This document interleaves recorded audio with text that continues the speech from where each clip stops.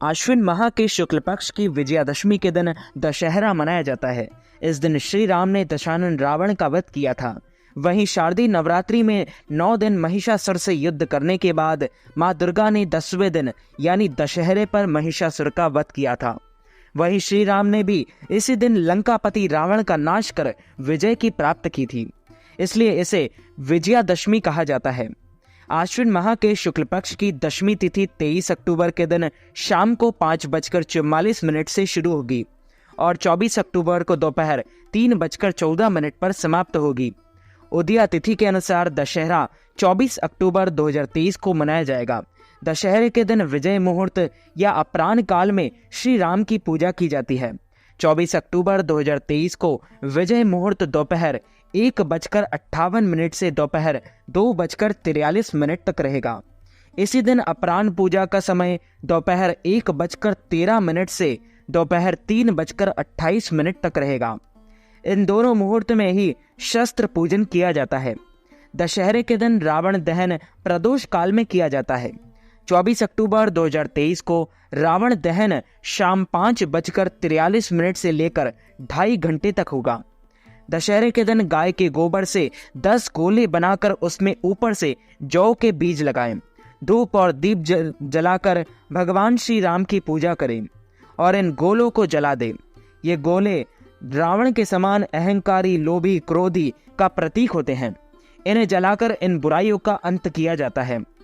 पौराणिक मान्यता के अनुसार इस त्योहार का नाम दशहरा इसलिए पड़ा क्योंकि इस दिन भगवान पुरुषोत्तम ने 10 सिर वाले आताताई रावण का वध किया था।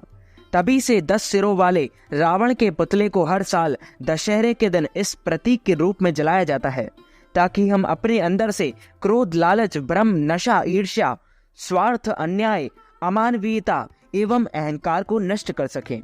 महाभारत की कथा के अनुसार दुर्योधन ने जुए में पांडवों को हरा दिया था। शर्त के अनुसार पांडवों को 12 वर्षों तक निर्वासित रहना पड़ा, जबकि 1 साल के लिए उन्हें अज्ञातवास में भी रहना पड़ा। अज्ञातवास के दौरान उन्हें हर किसी से छिपकर रहना था और यदि कोई उन्हें पा लेता तो उन्हें दोबारा 12 वर्षों का निर्वासन का दंश झेलना पड़ता। इस कारण अर्जुन ने 1 साल के लिए अपनी गांडीव धनुष को शमी नामक वृक्ष पर छुपा दिया था और राजा विराट के लिए एक बृहन्नला का छद्म रूप धारण कर कार्य करने लगे।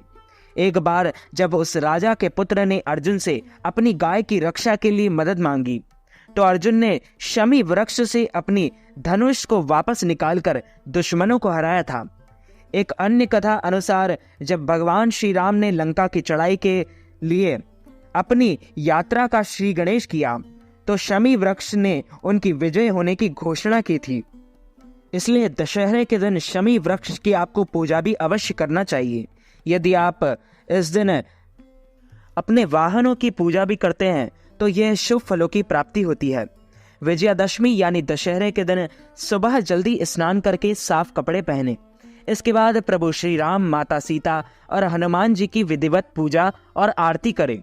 इस दिन गाय के गोबर से 10 गोले बनाएं और इन गोलों के ऊपर जौ के बीज लगाएं। फिर भगवान श्री राम को धूप और दीप दिखाकर पूजा करें और इन गोलों को अंत में जला दें।